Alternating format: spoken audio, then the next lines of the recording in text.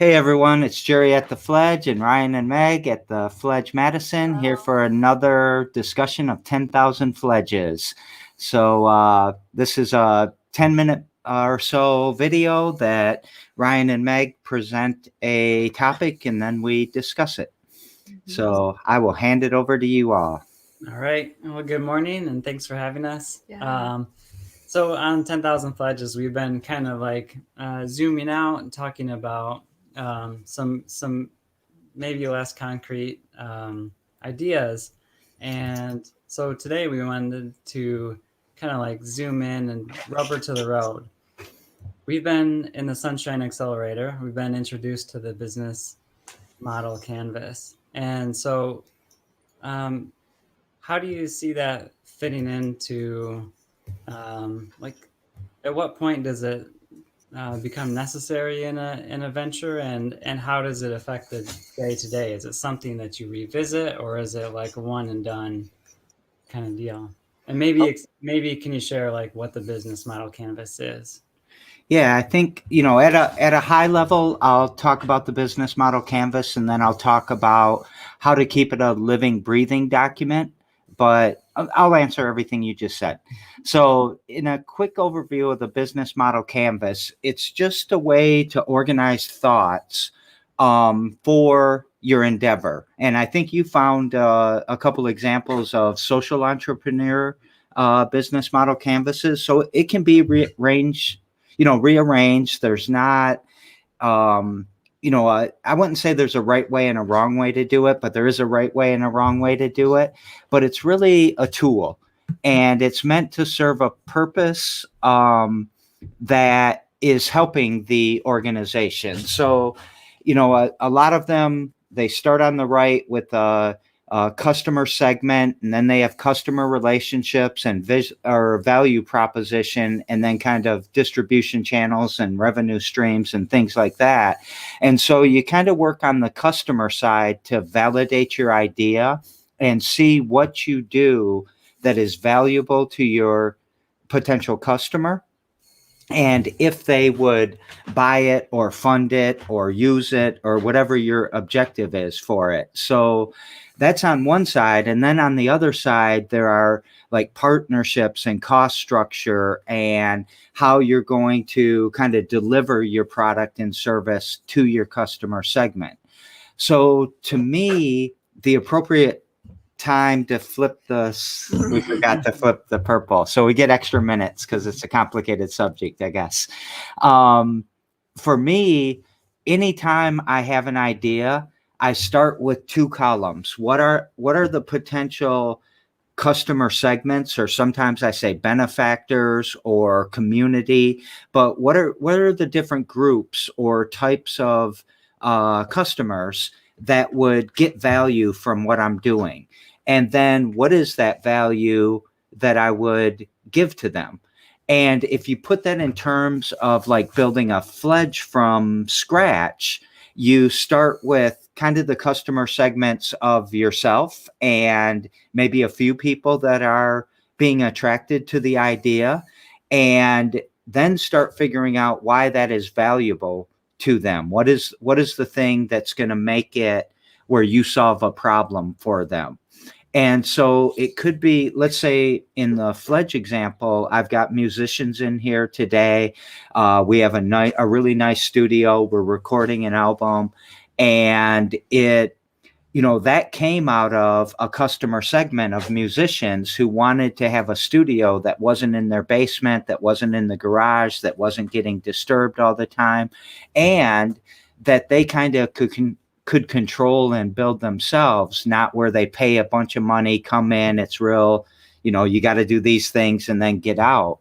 So we put a studio in. So there's the customer segment, there's the value proposition, and that customer segment brings a crowd sometimes, not maybe during COVID, but before, where they would start doing art and start doing other things. So we start identifying other customer segments, and value propositions to them. And then if there's a relationship financially, like for example, we are charging for this album to be made, the Fledge now has a revenue stream that goes on our pro forma profit and loss, which is another thing that we've been talking about. So a couple of quick things is start it soon.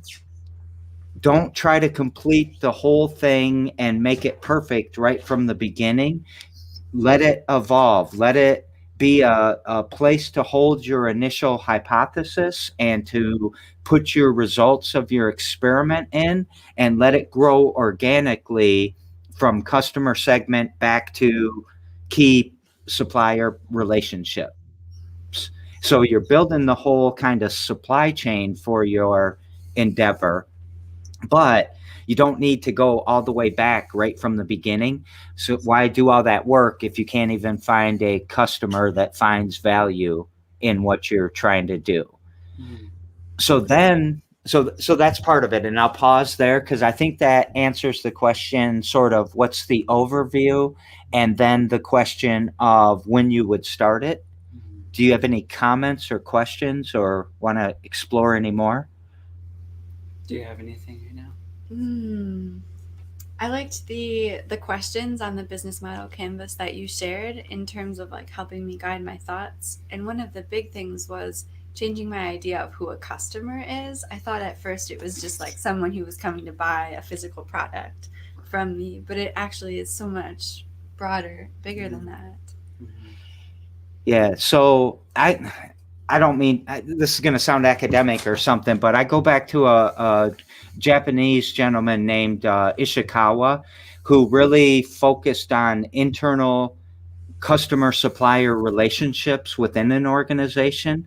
And I've always defined a customer as anybody who receives a product, a service, information, or other things. If they receive something from me, they're a customer. So even if I'm just reporting to the government, they've got requirements, they have expectations, and I've got to report that properly with the information that I'm giving them. But they're not necessarily giving me money back. I might have to pay them money. So in that information exchange, they're my customer. But in the services, allowing me to operate in America or whatever they do, it's I'm a customer of theirs. So there's a lot of really complicated relationships where people are supplying each other stuff and exchanging things, and it happens quickly and it happens often. And it's not always that big, my big customer, you would think that's all money.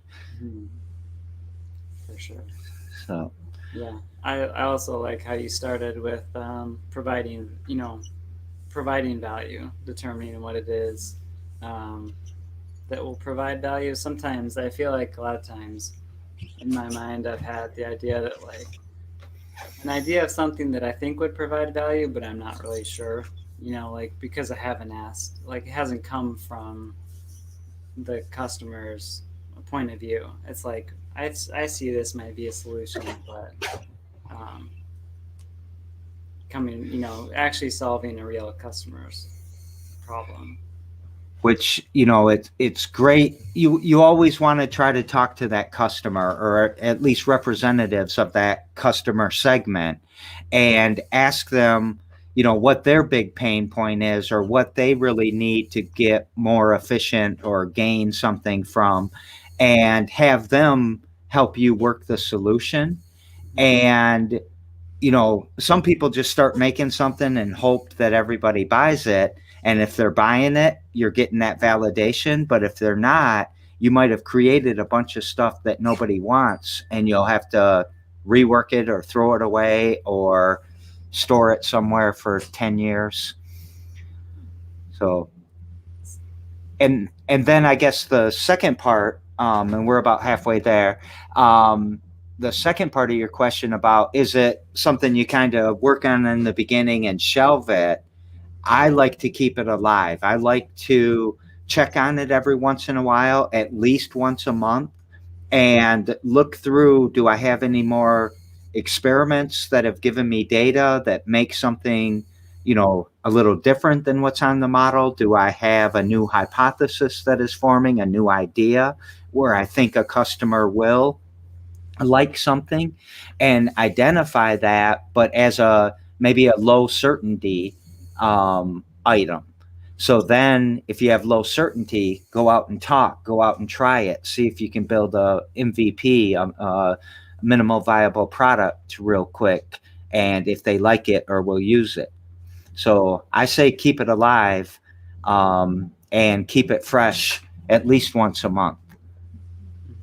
And in the beginning, probably a lot, maybe almost every day you're looking at it. So anything more? So you're part of the Sunshine Accelerator too. And so I believe that you're also working on a business model canvas as part of that process. I imagine you already have one, but are you making changes? Are you like starting from scratch to see what it looks like, or what's your process? I'm going to start from scratch on this one, though I do have many versions. That's another thing. Sometimes I basket the whole thing and start fresh, just because they can get messy if they're not electronic, and sometimes you just need that new way of thinking. The one that I'm making right now is going to separate out the Fledge Foundation and focus only on the Fledge LLC as the company or organization that I'm working on.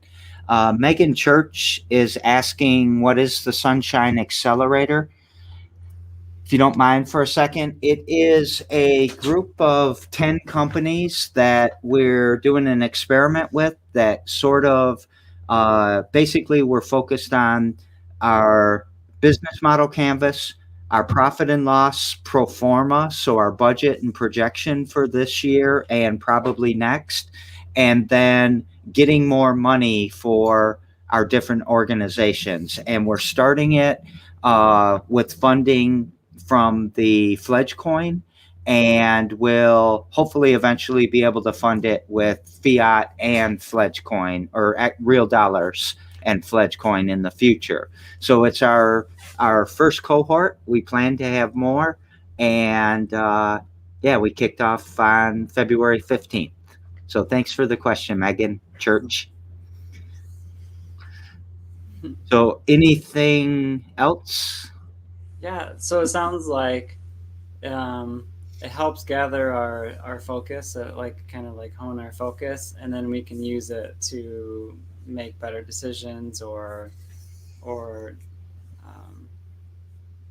change the way we're acting, change our actions based on it. Is there any other ways that it's used? Is this something that's required for like getting business loans or?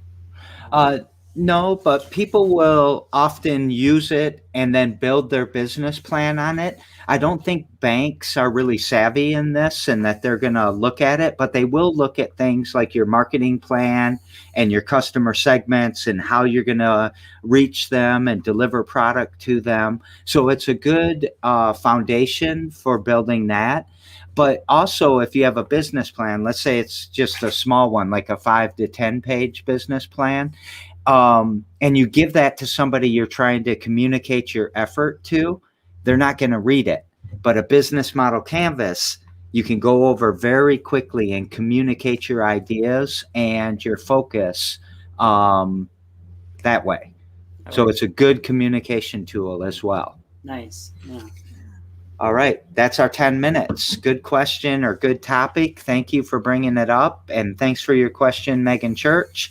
And we will see you next Saturday at noon, maybe.